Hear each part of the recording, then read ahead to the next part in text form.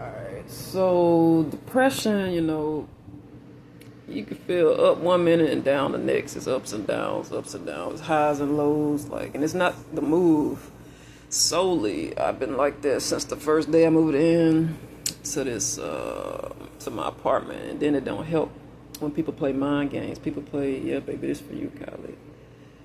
You can lay your head on my dirty pillows.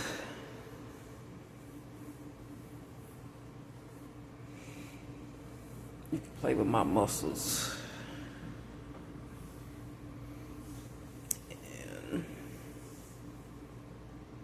And I don't have many fat flaps, but wherever they are, you can play with them too. And let's keep that going. There we go, baby. That's for you. And yeah, the rash is getting better. And I'm waiting for God to show me trust His timing on this move thing. I want to just barrel through and look at I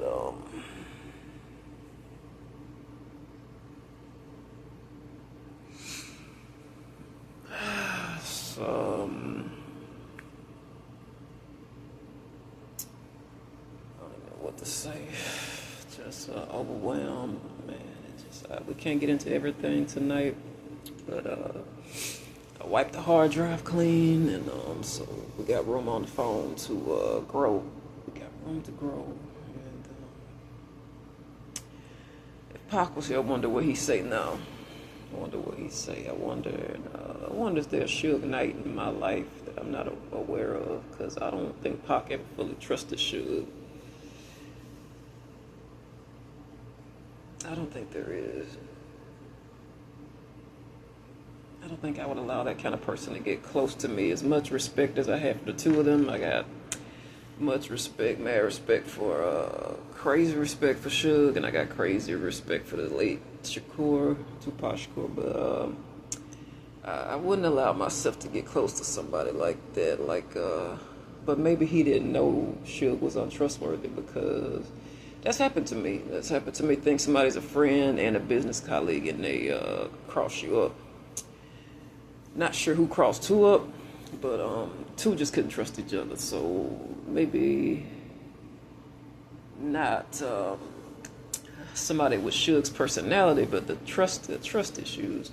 Yeah, who thought saw something like a mouse. This apartment just rolled over on the bed. All I saw at the corner of my eye was black, because I've been seeing mouses like crazy walking back home. I've been seeing them.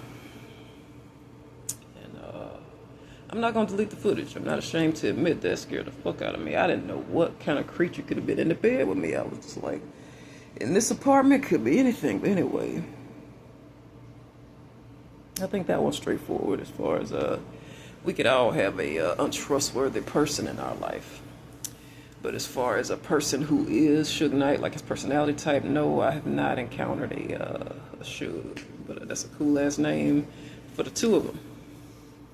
And so yeah, this depression thing, it comes and goes. It comes and goes in Kylie and I's marriage. And no matter how happy we are together, she also has a string of medical issues that she wants me to release for her in our marriage. She wants me to do. She do the talking in our marriage. When it comes to her medical, for some reason she wants me to do it. And she suffers depression. And so it's her too. She has highs and she has lows.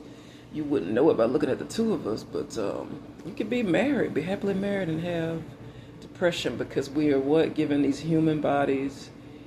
We can't do nothing about our flesh. We can only do so much. We can only praise God so much, and then the flesh we're supposed to lift one another up. That's why it's important to be careful who you mingle with. Be careful who you surround yourself with, because the flesh is so weak. Speaking of, I'm grabbing my cross.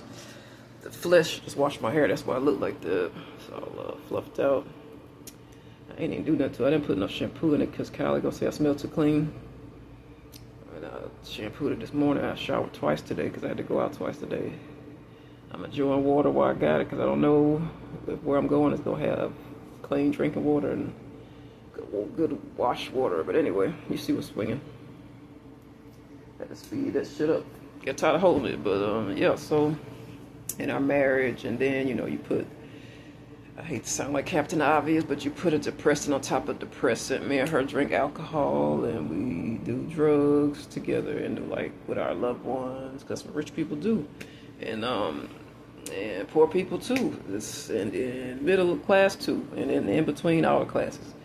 So to each his own. So we get depressed, we get highs and lows, but you're supposed to lift each other up when you feel suicidal, and when depression fully sets in. So that's the basis of our marriage, is we both are ongoing fighting depression, like right now. And I have highs and I have lows, like you would have. Like I said, it doesn't help when people play mind games. People who you get bullied to death. People tell you go ahead, kill yourself. Now I had some people tell me that shit. They can. I'm not gonna say what they could go and do, because I got so big of a kid following now. I gotta watch what I say. But anyway, they ain't the only fans I got, but I gotta watch it, because it wasn't. It wasn't as huge before. It was always kids that follow me, but there's a bigger, because Illinois is bigger than where I grew up. Mississippi, well, most of where I grew up. So yeah, you can have people say some really mean and hateful things, and you can feel like King Kong, like king of the world one minute, and then the next minute you feel like suicidal. So, but you can't help that, because you're not a spirit of aura. You are in part spirit, but you also have this right here, this skin, this flesh is weak. I'm not gonna say, it used to be a TV show called 1,000 Ways to Die, or 1,001 Way. Anyway, it's a lot of ways you could die, but the spirit lives on. So I know that's confusing as shit to somebody under 30. It's confusing as fuck. But you hit like 40, that shit gonna make perfect sense. I hate to put that so far off, but it's also so close. And I wonder what I'm gonna look like when I hit like 49, like gonna be like saggy, and then my titties gonna be like my last abuser said, they're gonna be down. He's like, I like a little gravity, but I don't, you don't want to like get caught in your shoelaces. That shit was funny as hell. Because he used to always tell me, walk around naked. I like it when you walk around naked and stuff. It's just the weirdest situation I was in my life, the last one I was with. And I'm glad to be out of that. And so I just got some unique and some weird things that have happened to me, and that's why Kylie and I work so well together. That's why we get along so good. We're so screwed up. So it's really nothing. That's why, like I said, when I go and get my antidepressant pills, try to get myself better, not just for me, but for Kylie, so we can have a healthy marriage. And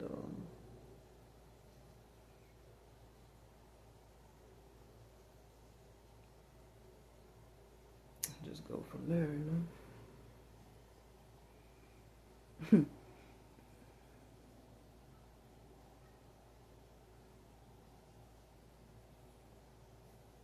I think I should go get that water right now. Hang on. All right.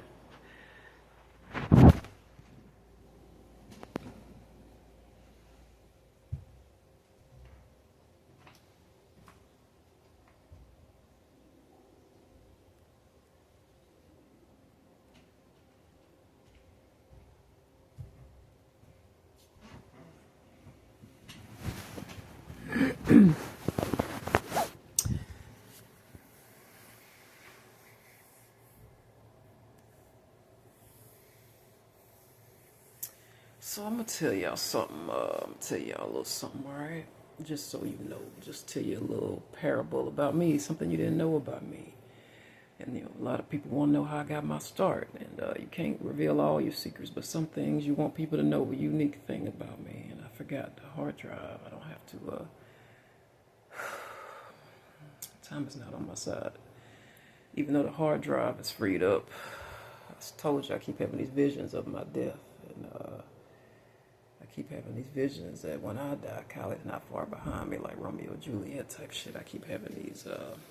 So it's, I feel the need to be quick about this. I'm trying not to be too quick. And then my move's coming up. You know, it's not like it's tonight, but I feel like I still need to be quick. And so I'm going to tell you something. It was a time in my life. I'm going to tell you, I'm going to be honest with you. You know, can I have a true moment with y'all? Can I come closer? Okay. I have 4 friends on Facebook right now. But let me tell you something else.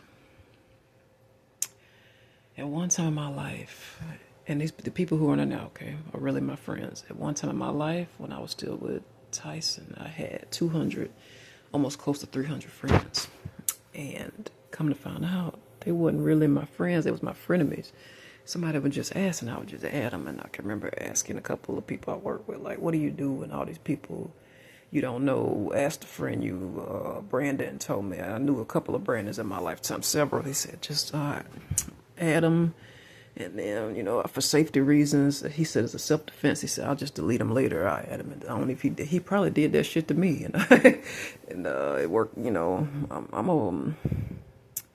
I'm not okay with Brandon, but it was good advice. But anyway, so I had to dead some relationships by deleting some people. No, I didn't kill anybody. I just like deleted and blocked some people. Like, so showing you that was like a lifetime ago. I went from 200 something people. I just took my iron pill, so I probably should drink something. I just came back from travel. Walked to the library 3 times, but it's not that far. Really, I'm not sure how far it is. I forgot. I think it's a quarter mile there. I don't know. So out of 200 some friends, close to 300 friends, 200 some friends, I'm down to 4 friends now. But these people really are my friends. So, and nobody didn't. I didn't have the following I have now. I didn't have the views that I have now. In Mississippi, the most views I probably had was like less than 100 per video, and Facebook, I don't know, probably less than 20. I'm looking at the deer on the wall, conferring with the deer, conferring with God. But yeah, so, and I'm gonna share another beautiful story with y'all. In my ongoing omen, I add like anybody to my Facebook. I add lots of people, and it's like a flood, a monsoon. I like that word. You're gonna hear me use it a lot. The 2 of them, flood and monsoon, I use a lot of them. This iron is making me sick. I should have ate something with it. I ate before the walk, but it is burned off. It's a weird mix. I'm trying not to shit it out. My pill. So anyway, it's in my ongoing. Right now, I don't have a lot of friends on my Facebook. I don't have a lot of followers on any of my social media accounts. But in my ongoing, I'm breathing life into it in my ongoing omen, my ongoing life. I have too many to count. Friends, followers, and it's supposed to be like that. I gotta take it. Can I talk like that? I'm not gonna risk it. I'm not gonna risk talking like that on American TV. So I will say a pleasant American statement of words. Maybe several statements if I use the bathroom. That would be more pleasant. Or appeasing in America. I don't know if I should keep this thing running or not. I don't think anything is gonna happen. I don't think I'm relaxed enough to use the bathroom. Alright, so it's not the full story of what I wanted to tell you. Alright, so let me at least drink something so I don't get sick. Bottoms up. Alright, so not the best. The bouts of depression, they come and go. Like, and that's not just me. It's human nature. If you suffer depression, it's more common than what I thought. Like when I was at Ingles, you would have thought that would have been a time in my life when I was happy. I was with Tyson at the time. We were married still. We were living in that little crummy apartment. I told him it was a pig pen. He got mad, and I was just so fed up and ready to be out of that marriage, and just wanted to be through with it. So I started going. My mom suggested I go to therapy, and she's the kind of person that can't admit things about herself, but she can admit plenty about somebody else, and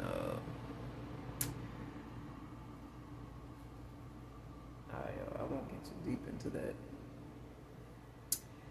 So I went to therapy, and now it's time. I had just recently bought a used truck, but it was a nice truck, the same truck that went on to get. I surrendered it before I got repossessed. I'm telling you a little parable. Remember I told y'all before, Jamie Nicholson and some of the other people at work killed my car. I don't want to run through that story again, but what I forgot over time with my amnesia was that I ended up buying trading that car for a truck.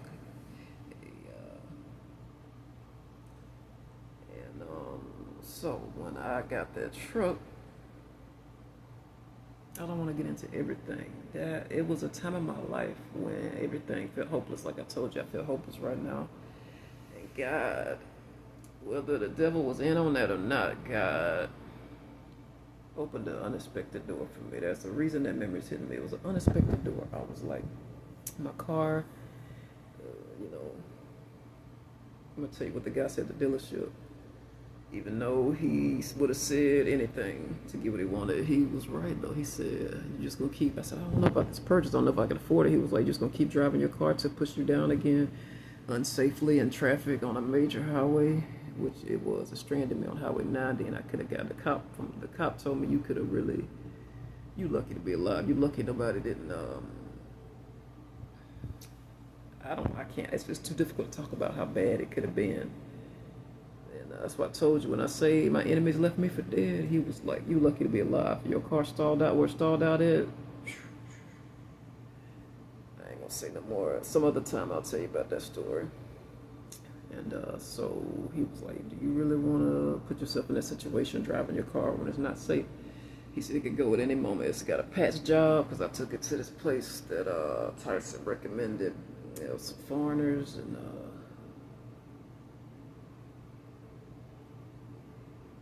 they did what I needed, and so gave me a patch job. It was enough to sell, and I just figured for sure my life was over. I was like, I always knew that when the money stopped coming in, Tyson was going to be done with me, but I just didn't know when, and I didn't know how it was going to turn out. And so when I went down there when I went down there to talk to the car salesman, I just assumed it was going to be, just like with my food stamp application, I just assumed it was going to be not approved. That's the domestic stuff. When you've been through something like you abused child, you grow up and you wound up in some domestic shit, you have that poor man mindset, you have a negative mindset, even though your words saying on the outside are positive, and then when people play mind games with you, that shit really, you Looney Tunes. My mom, that's one thing we had in common. I said, "The people that play mind games with you," she said, "all the time." And she said, "It's really helping me right now talking to you about it. I ain't never talked to nobody about it before." She said, "I never felt comfortable." And back to the car salesman. So he approved me. He said, "You know what? We're going to approve you. If you say yes, I'm going to get you in that truck today." So it wasn't the truck I wanted. I wanted something a little bit cheaper. But God opened the door, and I was thinking, without a car, I can't get to work, because that was just how my mom raised me. Like, she raised me like the man of the house. I had the car, I had the job, even though they were crummy jobs.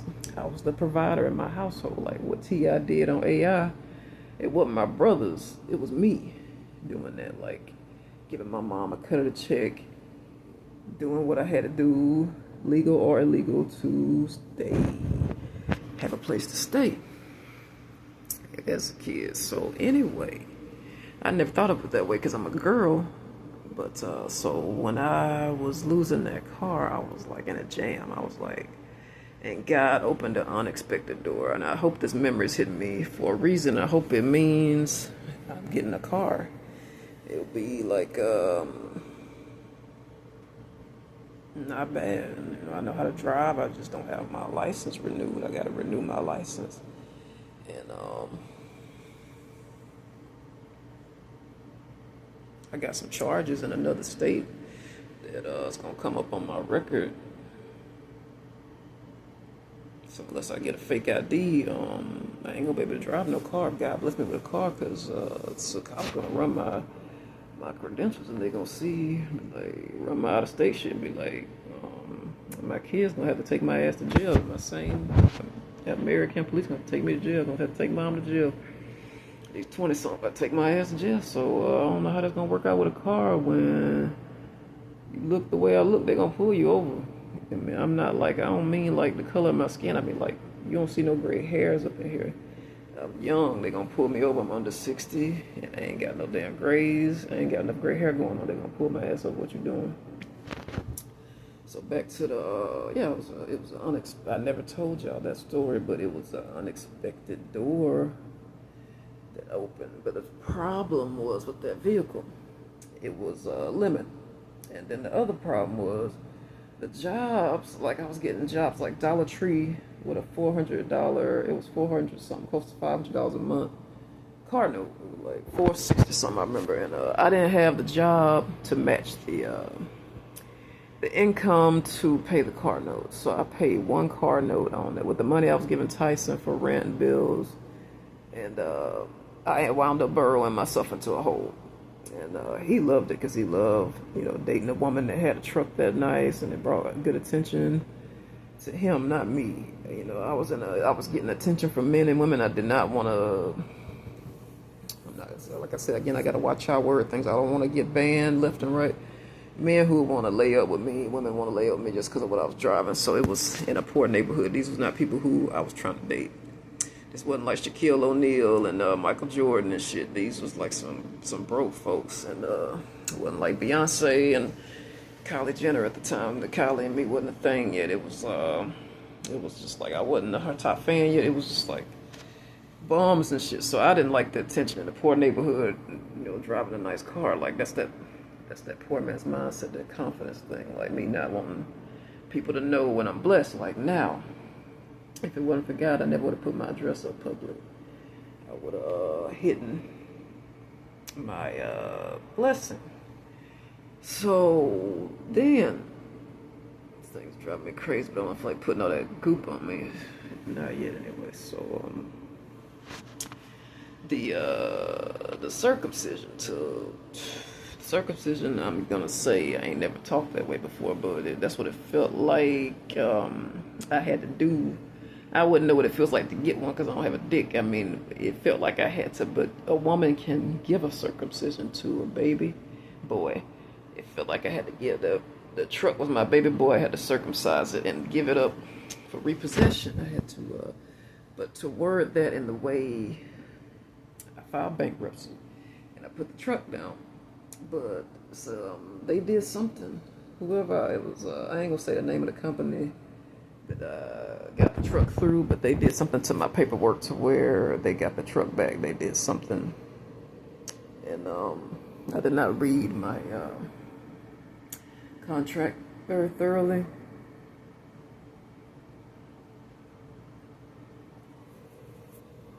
I didn't file my paperwork correctly. So I'm not mad at that. I didn't file my paperwork correctly, and the tow guy, made me a sex offer. He was like, if you want to keep it, he was like, it's close to Christmas. It's like a week or two to Christmas. I couldn't remember. It was December. He said, if you give me a little, I ain't gonna say the gesture he used. He said, I'll look the other way and come back and get it after Christmas. He said, at least keep your trucks after Christmas. I'm worried about you not having a way to get around to after Christmas. So this man must have been a father or a husband, I'm not sure if he was gay or straight, but that was, I just was wanted to be done with it, I don't even know where my head was at, but he said, are you sure about this? And I don't know why I'm recalling this conversation. Probably because I don't know what How the hell am I get out of this apartment? What's gonna be the conversation like on the way out? And but yeah, he did. He tried to let me lie. Nobody knew that. I only told like maybe. I feel like I told somebody that story, but I don't know who it was. Gotta get this little thing right here on my eye. This one is the worst. I gotta do something about it. And put my little cream on it. Hang on, y'all. Give me just a second. We're gonna get it worked up. So yeah, I told him, and he blocked me in a weird way, and it's probably good that he might have retracted on that offer. He might have just been saying that to get some pussy. So he tried to block me in from getting past him, and I managed to get past him because you just can't take people for that word. And he might have just said that shit, but luckily I was able to squeeze past him, and he had his tow truck was blocking my truck, and I had how you park right next to somebody, you get out, you can't get out because their door, you open your door because they're too tight into the park spot. That's what it was like, and I was trying to get out, and managed to get out. Yeah, he I told him, no thanks. I wasn't a bitch about it, I just said no thank you, and I said I just want this to be done and over with, and like I said, but some people are retract, and then he could have been a cop. I didn't know what to trust about the man. Something about him just screamed, "I'll sell my own mother up the river, down the river." So I didn't. I said he might just be seeing if I would do something for sex, and then say I'm a prostitute, and then I get arrested. So I just all this shit run through my mind. I'm like, he's a stranger. I just said no, thank you, but no. Like he got mad, but because I could have had sex with him, and then he still took my truck. Then I would have felt worse. So that ran through my mind too. I said he might be full of shit. And Tyson might know him. I said Tyson knew most of the people who was in Pascagoula. They played football with him. I said this might just be a con to, just full of shit. So I let the truck go.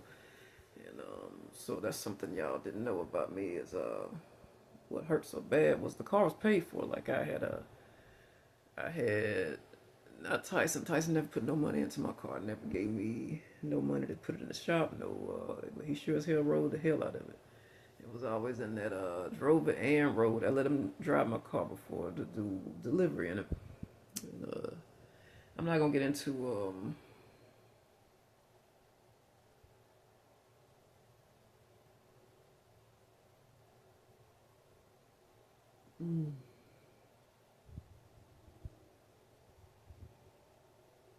I don't want to get too deep into that, I dig up an old wound. So I'm gonna just say, I paid the car off, and once I paid it off, it was like people knew that was my financial security. I told you I'm in my 40s now. I didn't know this in my 30s. In my 30s, this happened, and with the car, and I didn't know that was my financial security. That's why they were after the car. Car sure would come in handy right now with all this walking I've been doing around town in Chicago. So paid the car. My mom was like, "You gonna feel so good when you pay that car off," and I did because it was about $300 a month. I was paying a car note, and I had paid that for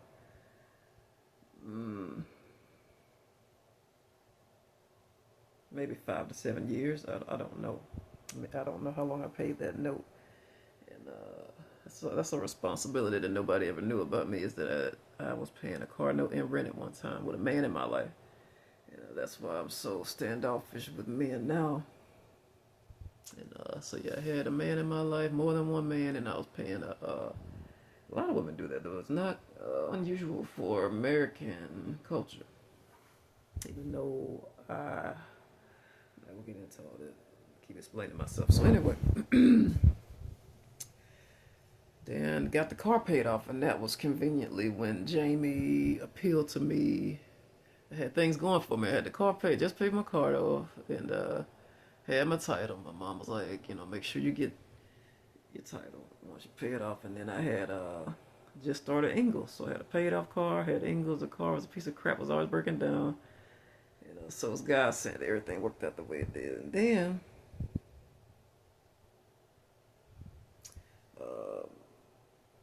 that's when Jamie wanted me to come work for her. When I told you the one that done what she done to my car, and it was God sent though. It wasn't deliverance wasn't the way I wanted it, but it was on time. So the car was a piece of junk anyway. I didn't leave it see it that way when it was happening, but you know what I keep telling y'all, hindsight. So the car was paid off. And that's why Jamie kept pushing me to come work for her because she wanted that car. That car, you know, before I was homeless, the signs were there. I just was too busy to pay attention that there are people. She wanted that car so she could tear it up, so she could see me walking. There's people who enjoy seeing me walking, people who enjoy seeing me homeless. I didn't know. I thought Jamie was really my friend. And so that's why I thought she wanted to give me a job to help me. She wanted to give me a job to get her hands on that car. And so when the car, that's how I told you that car broke down for the final time. It just died. Like it was in the ICU on a major highway. Just went ICU and just died. And it had to get towed off the taken off the highway. I'm not gonna get into that story. It's going on my chin. I gotta get it. So that's how that happened. It actually happened when I was on the clock, and because I remember the acquiring that truck while I was still working for Jamie, and I used that truck to deliver for her for a little while, and it didn't occur to me until now, hindsight, that she was not happy about me getting that truck. The intention was, like I said, I didn't know that she was after my. I'm gonna tell you something. Let me tell you something. That's gonna bespook you. I know.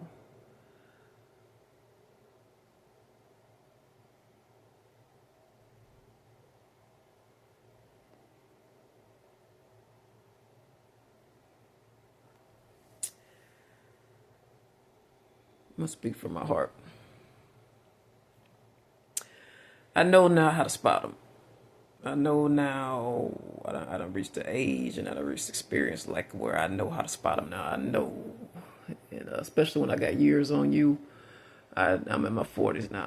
I got confidence now. I know who wants to see me on the streets. I know who wants to see me without a car. I know who enjoys it. I know it was a time in my life when I was younger, but I'm older now. I'm in my 40s. My mom said, but when you hit 40s, common sense kick in. My uncle said, and my mama, when you turn 30, but even more common sense kick in when you turn 40. So now I know who wants to see me without, like I said, who enjoys watching me walk around in inclement weather, who enjoys seeing me homeless in inclement weather, and do certain things still happen to me. Of course, like it's like a military. So like, have you ever seen a military cop show and you seen like a woman get cold cocked or a guy get cold cocked? It's like you're a person, you're human, and your ratio is going to be smaller than a civilian to those sort of things happening, but you're still a person first. You're still a person first. So yes, things do. The chances are lesser because we go through training and you're ready, but things still happen to us. It's just a lesser of a chance of it happening. So my point is yeah, can that stuff still happen to me? Of course, I'm a person just like you, but I've been trained and ready for it. So now I know there's a certain type that likes to dismantle my wheels when I have them. I know what type of person that is, and I know what type of person likes to see me without wheels transportation. And I know to watch out for that type, and I know what kind of person likes to see me on the streets and homeless. I know to watch out for that type. And I knew going into it with this program I'm leaving right now that, at a certain point of getting to know her and getting to know them, I didn't know day one. But the more I got a feel for her, I saw a roach. But the more I got a feel for her, the more I knew. The more I got to feel for her, I knew that okay, got your number. As the old folks would say, the older heads would say, the elders, I got your number. So I got the number now, and I know who enjoys seeing me And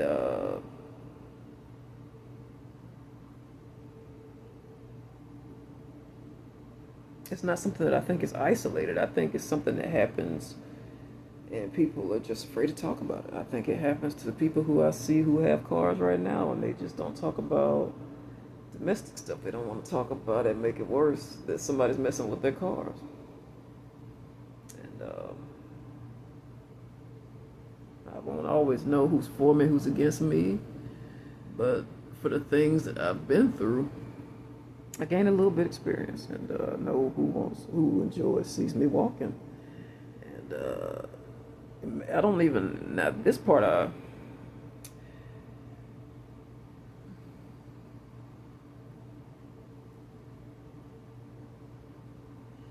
to find out that it's been that way the whole time, it just worsened over time. The people who I didn't know, it just got worse over time.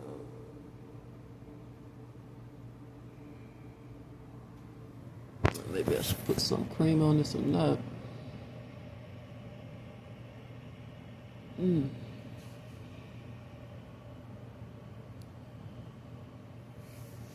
So I'm gonna tell you my time. That's what all that hell was for. That was why we went down to the library. I'm gonna put some of this cream on because I can't deal with this shit anymore. I'm gonna put this right on there.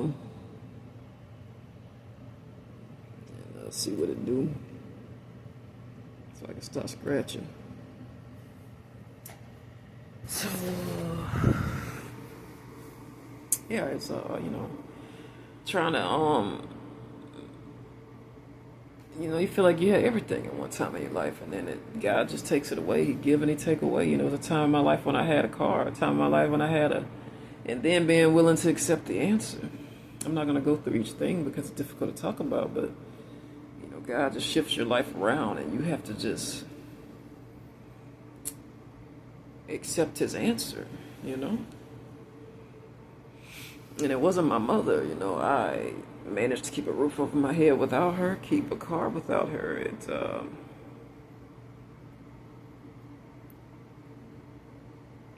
I've learned to be careful of the company I keep.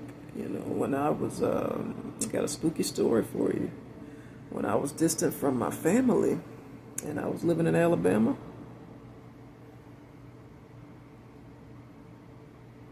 people didn't mess with my cars nearly as often. There was no slash tires.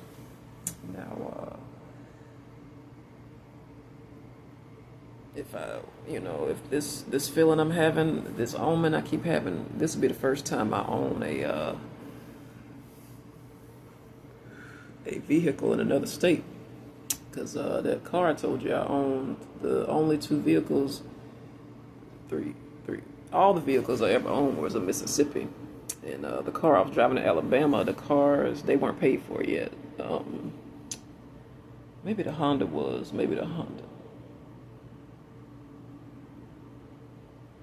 No, the Honda was a Mississippi car. So this would be the first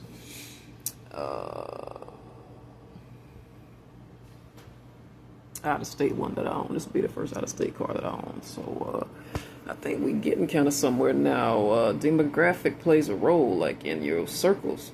So what I'm telling you is, it sounds like my family and my circles had a lot to do with my transportation. But in Alabama, I didn't seem to have too many problems keeping transportation. Those people make sure they loved it, even though me and these people are not on good terms now. They loved it when I had a way to get around. So that says a lot about, this is why I am very careful about the company I keep. That says a lot about the person. If they, not just that, your housing, if they enjoy seeing you,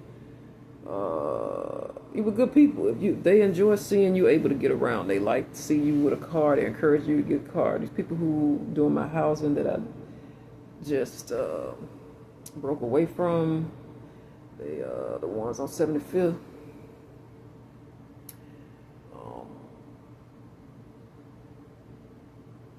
they not happy about me getting a car, not encouraging me to get a car. These are not good people. You don't want to get close to somebody like that.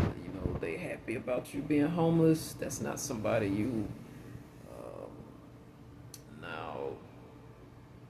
The homeless thing was different in Mobile. These same people was happy about hearing me getting put out, but the transportation they like me having a car. So my whole point is just be careful who you get close to, and pay attention to their reactions to things. You know, you give them some news, whether it be good or bad. How do they react to the news? And so I never really thought about it till now. This is meditation, and God is dealing with me, and so I know some people right now actively that are happy that I don't have my own car, and they're happy that I'm having to move out. So this is why I don't talk to a lot of strangers in Chicago. I keep to myself because I'm still feeling out who's for me and who's against me. And but people who are happy about, oh man, you found a new place, and whether it be a homeless shelter or community housing type thing, those are the kind of people, those are keepers. If they're happy and they, you know, I can't believe I'm about to say her name, so I won't. But one person who, even though it was for her own gain, she was encouraging me to get my license and get a car. Even though it was to drive her around, I'm like, that's a good sign. That's a good sign. Somebody wants you to have your independence, at least in one form or another. She wanted me to have some independence. Driving is independence, so yeah, you just have to kind of watch people, you know. And I'm learning. Not I can count on one hand how many people have encouraged me to get my license and get a car since I moved here. She is the only one since I moved here that has encouraged me to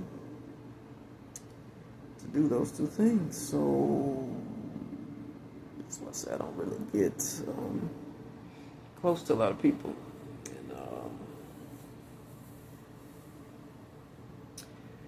Like some people, I talk to men about this, happens to men too. Some people don't encourage you to do things like that because they want you to be dependent on them. And that's these people on 75th. They want me to be, they like that, you being dependent on them. They like me being dependent on them for the car and they house it. Some people, that's why they like seeing me homeless when I was homeless, because that means you need me for something, right? Some people are just that way. It's just their personality, just who they are. I don't know why.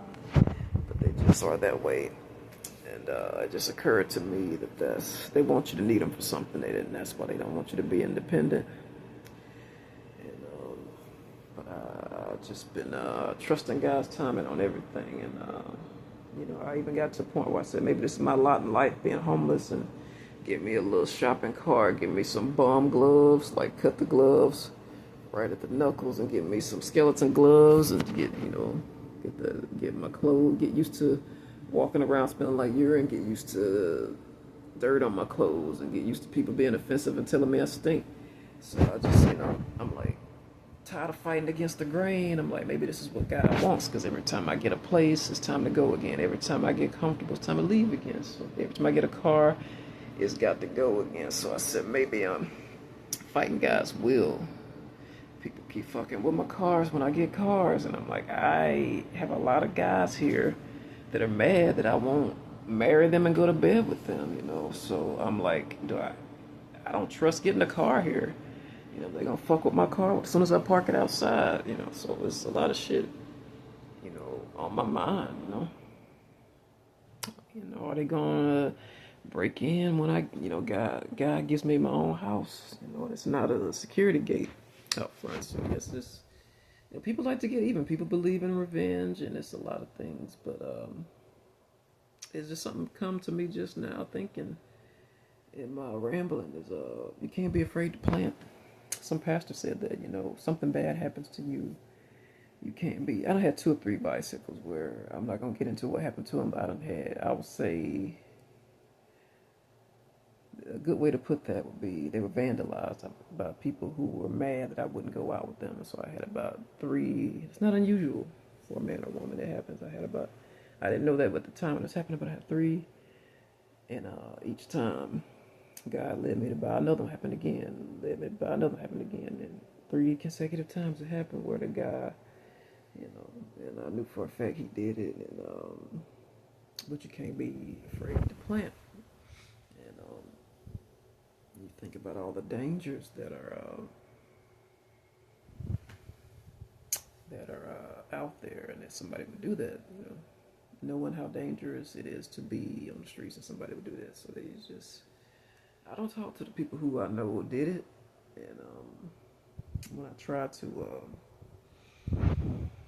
I never went to the police department about it, but I told the employer that it happened on company property, and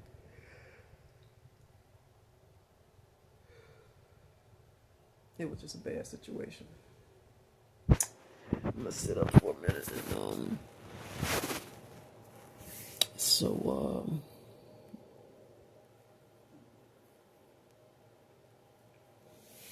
I just want y'all to know, your God, he'll, you know, he'll move some shit around. He'll shake things up. And there was another moment where Mama supported me. It was rare, but she said it sounds like he's shaking things up. And I was like, what you mean? Like he moving some things around, moving some shit around? She said, sounds like he's gonna continue to shake things up. Sounds like he's trying to get your attention, baby. It sounds like he's shaking things up. And she, cousin Raymond, I got yeah, he was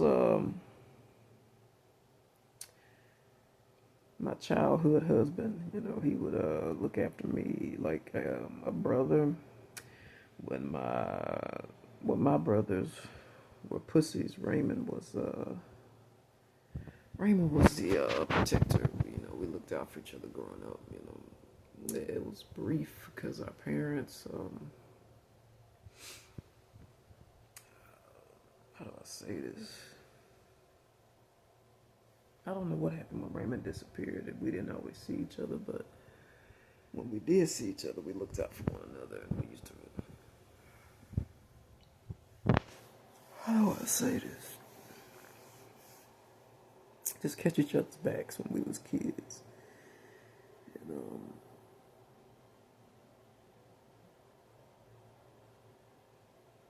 one story about Raymond, cousin Raymond is Roderick's twin brother, but they don't look anything alike, fraternal. And Raymond, one story with Raymond, when we was kids or when we was older. When we was kids, Raymond used to walk around with military clothes on all the time, and in extreme temperatures, and everybody used to be like, I used to just be like, shit, leave him alone, you know. What's the problem? Leave him alone. And that'd be my brother's main culprit. But it's so hot outside, and he's wearing. So I think I don't remember. Joe might have made me go talk to him about it, but yeah. Anyway, so I asked Raymond what's up about military stuff. Once again, the men in my family pussies. They sent a woman to do a man's job. They sent me, and I said, Raymond, what's up with the? He might have busted my nose. I wouldn't remember it. Raymond, what's up with the? So traumatic. I don't remember what he said. Raymond, what's up with the military clothes, baby? I want to be just like my daddy when I grow up and join the military. I'm like, that's so cool. I don't even know if I ever told Joel that was the reason, but he really, I believe him. Raymond really did join the military, and he told me something bad happened. He had to come out, but he said he still got his benefits, and he loved it. I felt bad for him because he really loved it. We felt bad for each other because we really loved it, and he's one of the few men in my family that he wasn't sexist about me going. He knew I loved it. So that's a quick story on Raymond. He dark skinned, and he always had issues with his complexion, and he was always more prone to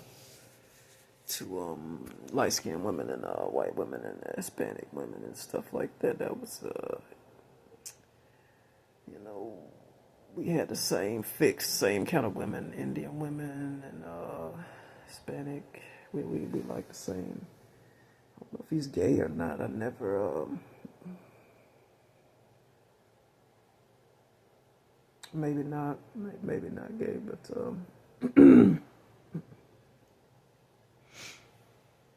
maybe experiment it.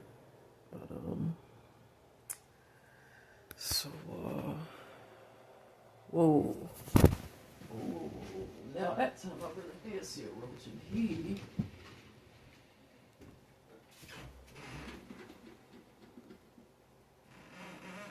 Man, he got some torque to him. God damn, he got some speed.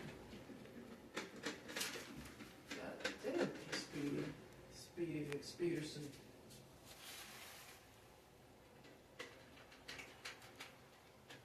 And to chase him out like grandma chasing a motherfucker out the kitchen.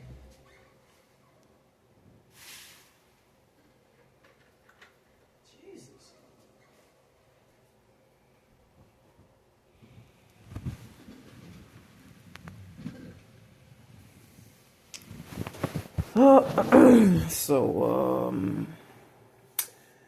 Yeah, so trying to think, and there's some since I got y'all here, and since I'm feeling near death's door, let me get comfy, tell y'all something.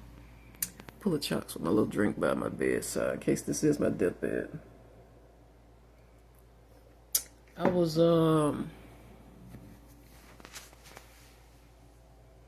equally scared when you have that when you have people in your life that's not supportive, like these people who are putting me out. Oh, 75th. They are not supportive. Like, if you have supportive people surrounded by you close, you transition through change a little bit better in your life. So it helps to have a good support system. So when I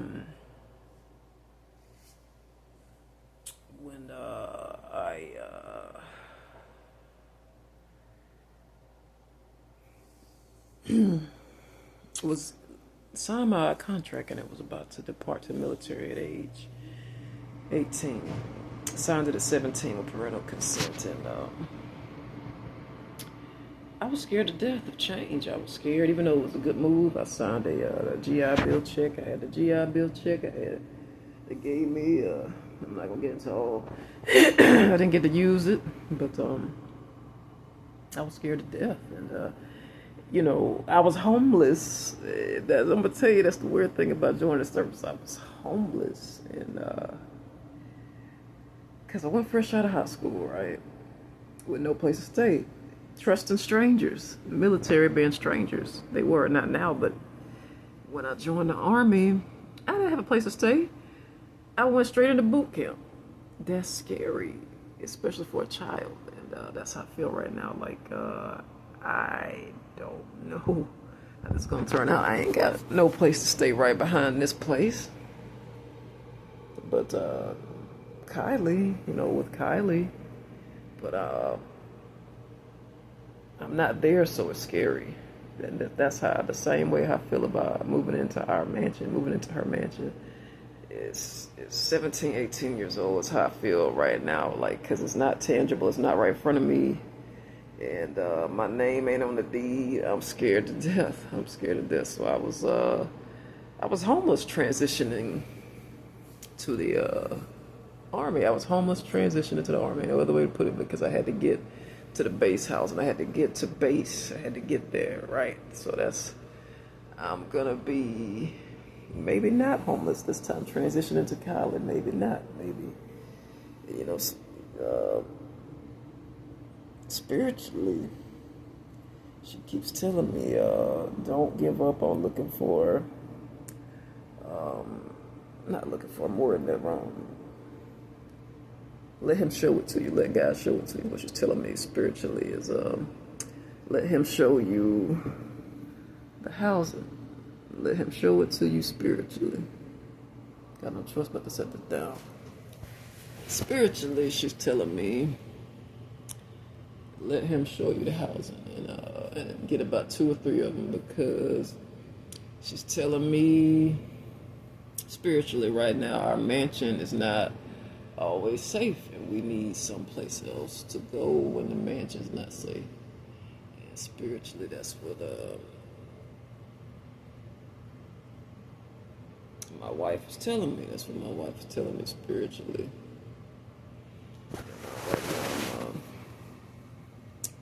This thing just keeps moving all around my body. This parasite now my arms is itching. crazy.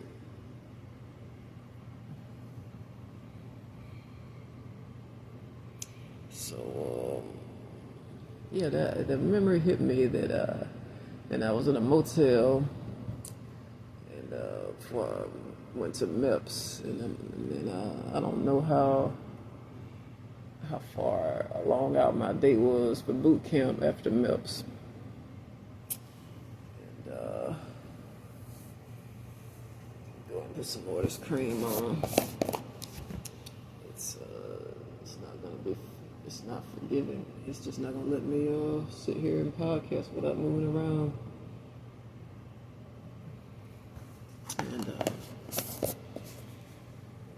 my depression comes and goes. You know, so one minute I'm feeling happy and like I can do this, and sometimes I'm thinking maybe I should just stay in my lane and go back and move in with Shay.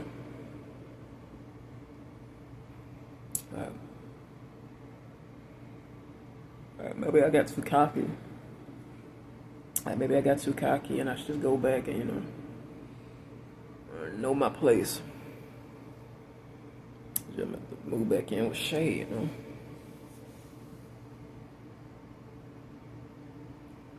So different things pop up and it's like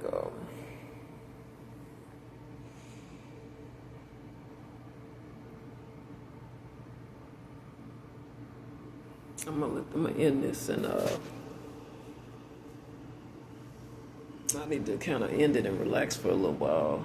And I'm not dry on ideas. I just need to kind of let it relax for a little. I need to let myself relax for a little while, then come back to you. And this was God's ways, not mine. I wanted to do a little shorts because I feel like I'm boring y'all. But He's saying through other people's voices, no, you're not. You go as long as you need to go. And using other people to be the voice. So I'm gonna tell you something. Once I rest my vocal cords, I'm gonna come back to y'all. I promise. Unless God calls me home, or pastors will speak that way.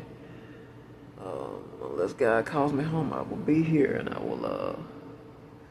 And some people speak that way when they feel death coming. So